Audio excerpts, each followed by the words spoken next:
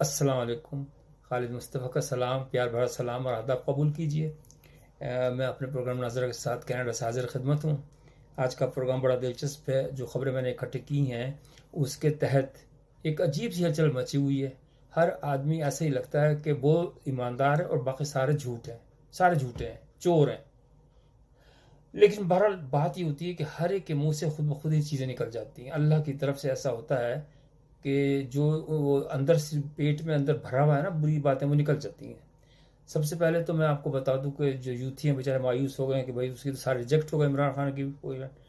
लेकिन मैंने आपको बताया था कि मेरे एक दोस्त हैं इंडिया के अंदर, उन्होंने वहाँ गए थे सोमनाथ के अंदर, तो वहाँ उन्होंने मालूमात ली थी। उन्होंने कहा था कि ये बहुत सख्त जादू कराया गया, जो भी है ये आउट नहीं होगा। इमरान खान सियासत से आउट नहीं होगा, बल्कि ये देख लीजिएगा कि ये अब कोर्टों में जा जुलू के, क्योंकि खबर है क्या, इसने बड़ी चालाकी से किया काम।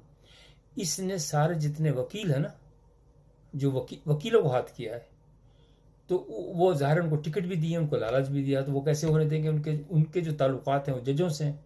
कोई जज का बेटा है, कोई जज का दामाद है, कोई कुछ है, तो वो कैसे कर सकते रिजेक्ट, मुझे ये बताइए। ये वक्ती तौर से शो करने के लिए है। ये उम्मीद रखें कि इमरान खान आएगा और शादी अक्सरी से आएगा, चाहे कितनी भी कोशिश कर लें। लेकिन आपने मिठाई भेजना भूलना नहीं है, ये मैं आपको बता दूं। लेकिन मैं यहाँ एक बात सवाल आपसे करता हूँ। देखिए, भुट्टो साहब का मैं इसलिए जिक्र करता हूँ क्योंकि वो मेरे लिए तो हीरो था। वो अपने आप को शो करता था। मतलब अगर टिकट जो वोट देने वाले होते थे ना, वो सिर्फ भुट्टो का नाम लेते थे। ऐसे भी थे जो बेचारे मजदूर थे, वो लीडर मजदूर था कोई, वो भी जीत गया। तो इमरान खान साहब के अंदर ये ड्रॉबैक है कि वो एक तो खामोश रहते हैं। नंबर एक बात, ये लीडर खामोश नहीं रहता। वैसे तो बड़े चहकते हैं, लेकिन औरतों के सामने वैसे नहीं चहकते। तो अगर ये बोले ना, तो अब वकीलों को वो दे रहे हैं कि वकील किस तरह लड़ लड़ा के उनको, क्योंकि कोर्ट का पता होता है, तो वो छुड़ा लेंगे। पैसे इनके पास बहुत ज़्यादा हैं। अभी देख रहे 23 करोड़, तो इनके पास 31 करोड़ इनके एसेट्स जाहिर हो गए। अब अंदाज़ा करिए कि लोगों के पास 1 करोड़ नहीं है पाकिस्तान के अंदर, 31 करोड़ लीडर के पास। तो तुम लोग ये तो वो कर सकते हो डिमांड कि भाई 30 करोड़ तुम बेचारे पाकिस्तानी को बांटो। 1 करोड़ चलो अपने पास रख लो तुम, लेकिन 30 करोड़ तुम गरीब आवाम को बांटो। ये तो आप रखो, कम से कम वोट जब दो या पैसे लो उससे, 30 करोड़ पैसे लो उससे, जब जाके वोट देना। तो अब मैं आपको बताऊं कि यही मैं बता रहा था कि जो है ना, बेईमानी तो खुद ब खुद ही मुंह से निकल जाती है। अब इनके मुंह से भी निकल गई। अब ये देखिए कि आजम सवाती, इनके जितने लीडर्स हैं ना, इंतहाई गंदे, घटिया। मैं ये नहीं कह रहा कि मैं तो बिल्कुल सही बात करूंगा।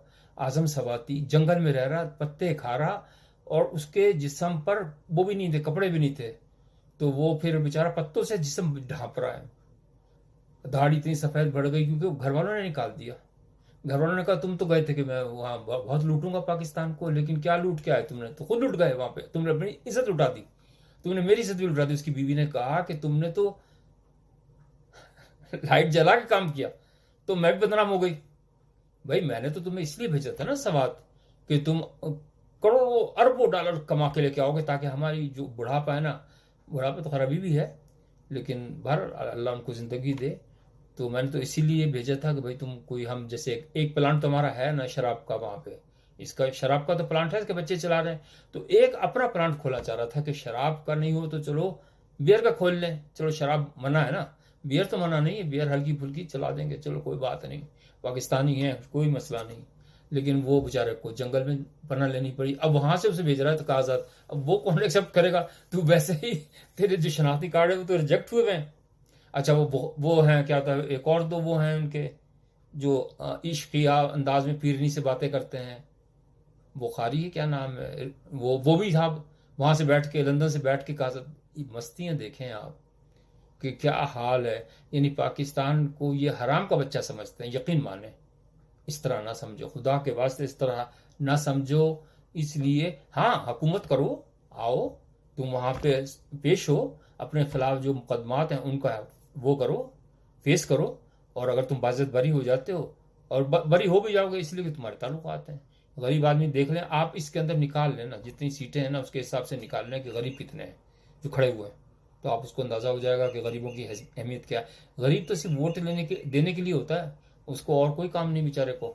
तो पाकिस्तान की अगर आपने हालत बदलनी है तो फिर अब मैं इसमें थोड़ा सा बिल्कुल न्यूट्रल होकर मैं बिलावल की ज़रूर तारीफ करूँगा। हालांकि वो बच्चा है, उसके खिलाफ कितनी इन्होंने प्रोपेगेंडा किया था। शेख रशीद ने, अभी मैं शेख रशीद का जिक्र करता हूँ, शेख रशीद ने क्या किसी किसी बात की कि वो मेरा लौंडा है और ये है और वो, कितनी गंदी गंदी बातें की थी। बच्चों की तरह है यार, ऐसी तो नहीं करना चाहिए ना तुम्हें बातें। तो अब वो जनाब वाली उनकी हालत देखो, अब हालत यानी लालच जा नहीं रहा। अभी भी वो खड़ा होने के तैयार है कि मेरा कलम दवात जो है ना, वो दोनों जो है ना वो मैं जीतूंगा। कलम जवाब ही जीतेगी 55-56, वो इस्लामाबाद वाली है। वो भाई अब छोड़ दो, अब तुम ना, तुम्हारा कोई औलाद, अल्लाह तुम्हें औलाद दे, कहते हैं उसकी औलाद तो है, नाजायज़ कहीं है। लेकिन बहरहाल कहने का मकसद ये है कि यार अल्लाह अल्लाह करो, खुदा के वास्ते अल्लाह अल्लाह करो, अपना पैसा निकालो, गरीब आवाम में बांटो। मेन चीज़ तो ये है। अच्छा, उन्होंने कहा, मिठा जी हमारे बड़े पसंदीदा वो हैं आर्टिस्ट, मिठा जी, मैं तो अभी उनको सुनता हूँ लेकिन मेरा दिल खुश हो जाता है वाकई। वो कहने लगे कि यार ये जो है ना, जो पीरनी है ना, ये एक बर्तन की तरह है, इसके नीचे सुराख है। अल्लाह माफ करे। मतलब बर्तन में से सुराख होता है, उनका नहीं, खुदा ना करे, अल्लाह अल्लाह ना करे। देखो मैं एक बात बताऊं, मैं भी डर गया। पीरनी के मुताबिक कोई बात नहीं करनी चाहिए गलत, यकीन माने आप। ये बड़ी पहुंची हुई वो है, और ये अब जनाब वाली आप मामूली बात ना समझें इनको कि ये कोई मामूली बात है। ये अगर जिसने भी इसके खिलाफ फैसला दिया, ये जिसने भी इसके खिलाफ सोचा, तो वो फायर लग जाएगा। सच बता रहा हूँ, झूठ मूठ 44 जो होता है ना, जो आजकल बड़ा चल रहा है, झूठ मूठ 44, मुझे बड़ा पसंद आता है कि पंजाबियों का जो मिसरा है ना, झूठ मूठ 45-44। तो कहने का मकसद ये है कि यार पीरनी को इतना वो ना समझो तुम। देखो उसने अपनी जान पे खेल के और अपने खसम को बचाया उसने। देखो कितना ज़बरदस्त काम किया उसने। ऐसा तो अपने शौहर को भी नहीं बचाया जितना उसने खसम को बचाया। शौहर तो ख़त्म हो गया ना, अब तो खसम जिंदा है ना। हो सकता है उसको इतना प्यार दे रहा हो भाई। लकी है वैसे वो, लकी इतनी ज़बरदस्त है, यकीन मानना। प्यार हो तो ऐसा हो, यकीन माने ज़िंदगी में प्यार ही तो है, बाकी चीज़ें तो बेकार है।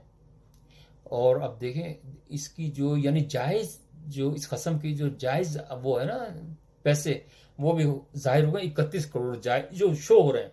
लेकिन नाजायज़ हमेशा उससे कितने परसेंटेज ज़्यादा होते हैं, 100% ज़्यादा होते हैं कम अज़ कम। तो 3100 करोड़ इसके पास, 3 खरब रुपया होगा। 3, आप अंदाज़ा करें इसके पास, इमरान खान के पास। तो ये हुकूमत वक्त को चाहिए कि भाई तहकीक करे और इससे पैसे निकलवाए। ये तो गलत बात है कि गरीबों के पास पैसा नहीं है। और ये जो सियासी लीडर जितने भी, चाहे नवाज शरीफ हो या जरदारी हो, मैं तो ये कहता हूँ हाफिज साहब से कि हाफिज जी आप बिल्कुल हिम्मत से काम लें और इनसे पैसे सबसे निकलवाएं। भाई जैसे अब सऊदी अरब में हुआ था ना, उसने निकलवाए थे शहजादे ने। आप भी कोई तरीका तो डरे बगैर काम करें। और जनाब अली वो अच्छा कर रहे हैं, काजी साहब ने दूसरा नोटिस दे दिया ना फैज़ को, बिल्कुल सही किया। फैज़ क्यों नहीं आ सकता भाई? अब लोग तो डर रहे हैं कि यार उनके मुतालिक जो बिल्ली खूंखार हो गई, इसको मुतालिक तो कहना भी नहीं चाहिए, वो पीछे पड़ जाती है। ये बात बिल्कुल सही, हर आदमी की हटती है ना इस मामले में। तो वो जनाब अली अब वो 2 दफ़ा दूसरा नोटिस देते, बहुत अच्छा कि तीसरा नोटिस पकड़ ले, अब गिरफ्तार कर ले असूलन। अब बात यह है कि वो कहते हैं कि रिटायर्ड फौजी नहीं आ सकता। क्यों? इस्लाम बेग नहीं आए थे, 2 दफ़ा आए थे कोर्ट के अंदर। आप ये ना समझे कि नहीं आ सकते। मैं ये नहीं कह रहा कि सजा दो उसको, लेकिन कोर्ट में आना चाहिए उसको असूलन। उसको कुछ भी नहीं कहो, वीआईपी प्रोटोकॉल भी दे दो, उसको सब कुछ दे दो, लेकिन वो एक देखो इंडिकेटर्स होता है। अगर वो अपने रूल्स को फॉलो करेगा ना, तो छोटे वाले भी रूल को फॉलो करेंगे। ये हाफिज साहब को चाहिए उसको सब मैसेज दें कि भाई तुम जाओगे तो हमारी इज्जत बढ़ेगी, अगर तुम नहीं जाओगे तो बदमाशी है, फिर तो स्टेट ही बदमाश है, फिर आपको कुछ नहीं हो सकता। फिर आप चाहे कितने भी इस तरह के जाली इलेक्शन कितने भी करवा दें, कुछ नहीं होगा। तो मैं सिर्फ इतना कहता हूँ कि यार देखो, ये पाकिस्तान आखिरी उम्मीद है आपके लिए। मैं ये नहीं कह रहा खुदा ना करे भाई, मैं तो खुद मुंबई वतन हूँ। मैं तो खुद चाहता हूँ कि यार अपने पाकिस्तान में आखिरी उम्र पाकिस्तान में इस तरफ हो, ज़मीन पाकिस्तान की मिले, लेकिन मैं तो कह नहीं सकता, खैर अल्लाह के हाथ में है। लेकिन कहने का मकसद ये है कि यार देखें आप लोग, अगर पाकिस्तान को सब ने बचाना, ये नहीं है कि सिर्फ एक हाफिज साहब की जिम्मेदारी है या काजी साहब की जिम्मेदारी है, हर इंसान की जिम्मेदारी टोटल। तो इसके अंदर कौन पूरा होता है, उसी को वोट दें आप जो कि अच्छे हैं। सीधी बात ये है, जमात को छोड़ दें। कि अब ये देखें वो गंदापुर जो है, यानी उसकी शक्ल ही बदमाश है। और मैं कहता हूँ इमरान खान को मैं आखिरी बात में करना चाह रहा था कि इसको अकल नहीं है। वैसे मैं आपको बता दूं, आप बुरा मानते हैं, यूथी जितने भी है ना, मेरे दोस्त बेचारे नाराज हो जाते हैं, लेकिन मैं सर मैं माजरत के साथ कहता हूँ कि यार देखा अभी फिर वही तैयार हो रही है, उसकी माँ जो वैसी है ना, मैं अब अल्फाज भी इस्तेमाल नहीं कर सकता, माँ है वो, जो सियालकोट का जो गुंडा है। तो वो कि अब चादर जो थी ना, वो जो बिछाने की थी, ओढ़ने की चादर वो सर पे बांध के और शो करने के लिए कि मैं तो बड़ी चार देहवारी की हिफाजत करने आई हूँ। ऐसी ऐसी औरतों को हम अच्छी तरह जानते हैं बच्चे, ये नहीं समझना। लेकिन वो उसी को वोट दे रहे हैं, उसकी माँ को, कि भाई हम तो वो टिकट देंगे उसी को। अबे वो हार जाएगी। उसने अच्छा सवाल ही पैदा होता है कि अगर मिसाल के तौर पर ये वो किधर से आ गया, ख्वाजा आसिफ कहाँ से आ गया बीच में? ख्वाजा आसिफ का तो कोई कसूर ही नहीं है। अगर भाई उसको जो हटाया है वो तो अपोजिशन हटाया ना, तो अपोजिशन से आके लड़ो। ख्वाजा आसिफ का कहाँ से आ गया जिक्र? अपनी सोचा करें, ये सब चालाकी अब नहीं चलेंगी। लोग बहुत अक्लमंद हैं, यकीन माने। तो आप जो है ना मेहरबानी करके अपने लोग जो है ना अपने जहनों को दोबारा झंझोड़ें। और काजी साहब और हाफिज साहब दोनों के लिए मेरी इल्तजा है कि आपके ऊपर भी उतनी, बल्कि उससे ज़्यादा जिम्मेदारी है आपके ऊपर। कोई आपका दुश्मन नहीं है, यकीन माने। सब तारीफ करते हैं, सब आपकी इज्जत करते हैं, कोई भी दुश्मन नहीं है, कोई जासूस नहीं है। बाहर वाले भी जो है वो आप जो हैं वो हैं। मैं ये भी नहीं कहता कि नहीं है, यकीनन होंगे, बिल्कुल आपकी तो ज़ाहिर वो होगी। लेकिन कोशिश ये करें कि उसके रीजंस को ढूंढें कि भाई रीजंस क्या है, आखिरकार क्यों ऐसे लोग वो हो रहे हैं। जो यानी कि अब जिससे बात करो यार, पाकिस्तान का तो पता ही नहीं चल रहा क्या होगा क्या नहीं। यकीन माने ये तो यहाँ अमेरिका के अंदर भी ये हाल है कि इंसान को एतमाद ही नहीं रहा कि क्या होगा, कल का क्या होगा। तो इसलिए एक छोटा सा खित्ता है हमारा, प्यारा सा खित्ता है। अल्लाह का नाम लेते हैं, नमाजें पढ़ते हैं, अजान होती है, अच्छे अच्छे खाने खाते हैं, क्यों आप उसके पीछे पड़े रहें? सब मिल के उसको संवारें। तो उम्मीद है कि अल्लाह ताला हमारे लिए बेहतरी करेगा। तो अपना ख्याल रखिएगा। आज के लिए इतना ही अच्छा है। और देखिए, मैं आपसे एक रिक्वेस्ट करता हूँ कि आप भी सब्सक्राइब करें। हम भी तो आप ही के पाकिस्तानी भाई हैं ना, तो आप हमें क्यों भूल जाते हैं? हमें दिल खोल के दाते हैं ताकि हमारा भी हौसला बढ़े। बहुत बहुत शुक्रिया। अस्सलाम वालेकुम।